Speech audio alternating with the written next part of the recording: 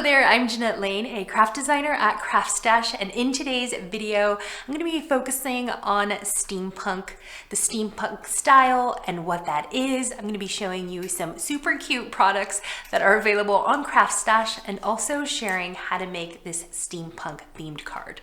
Steampunk is a genre or a style that mixes technology and designs from 19th century industrial machinery, and it's really a combination of old and new. And while this started as a genre of science fiction, it's influenced fashion, literature, art, and even paper crafts. And I wanted to share a few examples of some steampunk items that you can find on the CraftStash website, and you can use these for all of your paper craft projects. And also I wanted to show you how easy it is to add some steampunk elements to your cards. Steampunk paper crafts are generally very embellished, lots of layers. You see lots of grays and browns, and also there are some common like themes and motifs or elements like gears, Victorian ladies, men in top hats, and like travel themes as well. So you see like hot air balloons or like vintage airplanes and whatnot. And you also see a lot of paper distressing, so making your paper look aged and vintagey. And for that, I have the help of my trusty distress inks from Holtz, and I have lots of browns and grays in here. Okay, so let's get started on our card now. I'm gonna make the background first, and to do that, I know it looks like there's lots going on, but there's really not that much. Like, you'd be surprised that there's not too many layers in this card. So I'm gonna start off with this piece of white cardstock, and this is just A4 size, but I'm gonna trim it down. But I wanted to start off with a large piece because my stamp is huge and it's amazing. I've never seen a stamp like this. This is from Do Craft's Creativity Essentials, and I will have this linked for you below. Now the stamp set is on my stamp platform already, but I want to say it's larger than, oh, you know, it's A5 size. So it's massive, and it's got all these great details, and I don't know, I just absolutely love it. So I'm going to stamp that onto my piece of cardstock first, and I've already mounted my stamp onto my platform. I'm going to be using a few different colors of stamp ink to ink up my stamp. So I'm going to be using Distress Oxide in Black Soot, Izink Inks, and also another Izink stamp pad, and this is Silver Metallic Ink.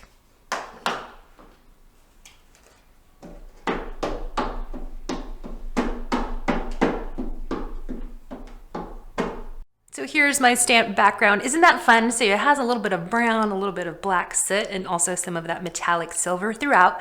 So now I'm gonna dry this up, and then I'm gonna trim it down because it's a little bit too big for my card, and I want to decrease the size of my work surface because there's still a lot to do to this background. I've trimmed down my background to 5 inches by 6.5 inches. Okay, so now I'm gonna distress my card, and I'm gonna be using a few different colors. So I'm gonna be using Rusty Hinge, Pumice Stone, and I'm going to go with brushed corduroy and maybe a little bit of this gathered twigs. And I'm going to just distress ink, blend some of that color, blend some of this color onto my cardstock to make it look really aged and weathered. I put the Rusty Hinge color all across the background. I was heavy-handed in some areas and kind of light in others, and that's definitely okay. I feel like that makes it look a little bit more realistic. So now I'm going to go with brushed corduroy and just add some more color here and there. And next I'm grabbing pumice stone, and again just putting some color here and there. It's just adding to that aged, dusty kind of vintage look.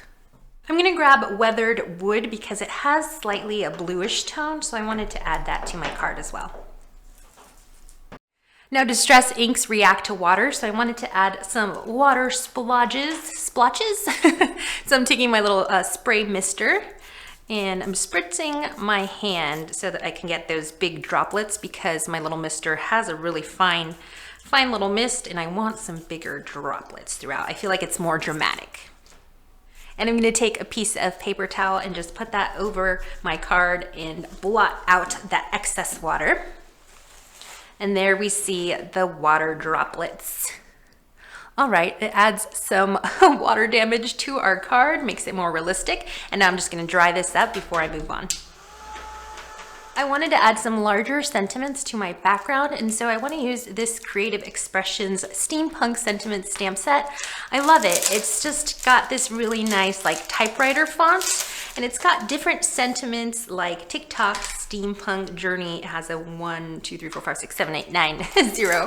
And so I really love that one, so I want to add that. So I'm just going to put it on my stamp block, and I'm going to stamp that with iced spruce.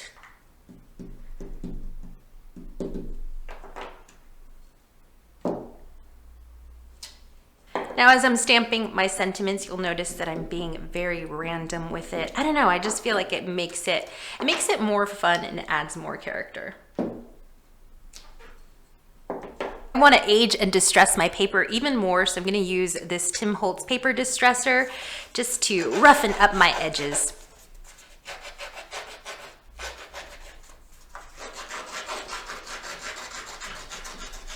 All right, so I'm done with my background and I'm gonna set this aside. And what I'm gonna do next, I'm going to die cut these gears and also this little guy here who's looking very refined in his top hat.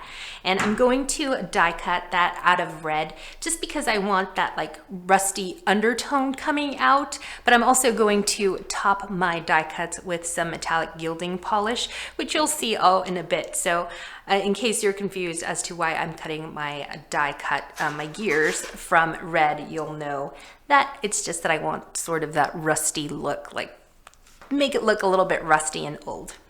I'm going to be die cutting 2 dies, and these are both from Creative Expressions by Sue Wilson, and I will have those linked for you below. One of them is this beautiful gear die, and that's the one that I'm going to be cutting from this reddish burgundy kind of cardstock here. So let me just run this through my Izink Foldaway, and we can move on to the next step. There's my gear die, so I'm going to set that aside, and then I'm going to grab this little gentleman, looking so refined. So I'm going to die cut that from this craft colored cardstock. And I love these dies because they have a texture to them, so you're not just getting a die cut, you're also getting an embossed die cut, which is really cool. Here are my 2 die cuts, and I wanted to clear some of this other stuff out of the way because it's about to get a little bit messy. So I'm going to be using these 2 metallic gilding polishes, and these are from Cosmic Shimmer. The colors on these are Copper Shine and Graphite. So I'm just going to open this up. Look at that, so creamy. And I'm going to dab my finger in it and just run it over the die cut. And I'm gonna do the same for my little Victorian man, looking so refined. So just adding some here and there with my finger. I'm gonna dry this with my heat tool. So now I'm gonna take the graphite color and repeat the same process. I'm just gonna dip my finger in it, and then just rub that over some of the areas on my die cut, giving it that metallic color. And again, I'm just gonna dry this with my heat tool. I wanted to darken up my die cuts just a little bit more, so I'm gonna take my mini ink blending tool and my black soot distress ink and just add some darker black on some of these sections.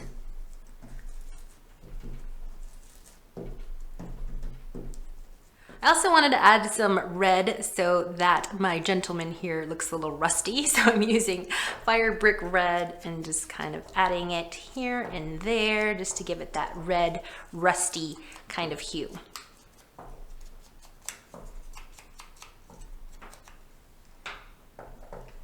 I'm gonna add some more red to this as well, since I have it out.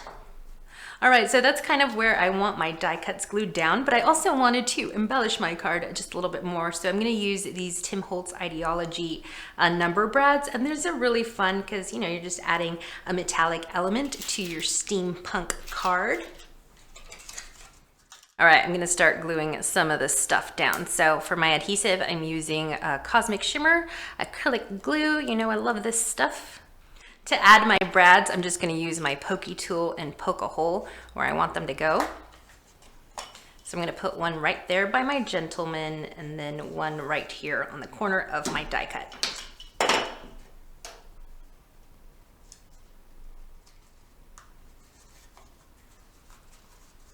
I wanted to spell out the word time, and so I have these little wooden letters. They're self-adhesive, and these are from Craft's Paper Mania Bare Basics adhesive wooden letters. And they're just like a plain wood color, but I wanted to spruce them up a little bit. So what I'm gonna do is add, like just stamp them with some color. My letters now look a little bit more silvery and a little bit more aged. So now I'm just gonna remove the adhesive and mount them onto my card front. So here's what my card looks like thus far, but I wanted to add some of these die cuts here, and what those are from this antique chic Hunkydory craft stacks, and these are die cuts. They're like little toppers, so they're really cute because there's some Victorian ladies, some hot air balloons, just really cute things in here. So I just wanted to grab the hot air balloon. And also, I think they're like little postage vintage stamps. So I wanted to add those to my card as well. And as you can see, they're a little bit too nice and new for my card, so I'm going to weather them a little bit. So I'm gonna take some Gathered Twigs Distress ink and just kind of age them a little bit. And I really want these little elements to pop, so I'm gonna mount them to my card with some double-sided foam tape. My card front is done, and all I'm gonna do now is mount it to my card base, which is in craft color, and also I've got a mat on it that's brown. And I'm just gonna mount that just like that, and I'll be done. I hope that you enjoyed this tutorial. Everything that I used today is available on the CraftStash website, where you'll find heaps and heaps of inspiration and how-tos. I'm Janette Lane, and I will see you real soon. Bye.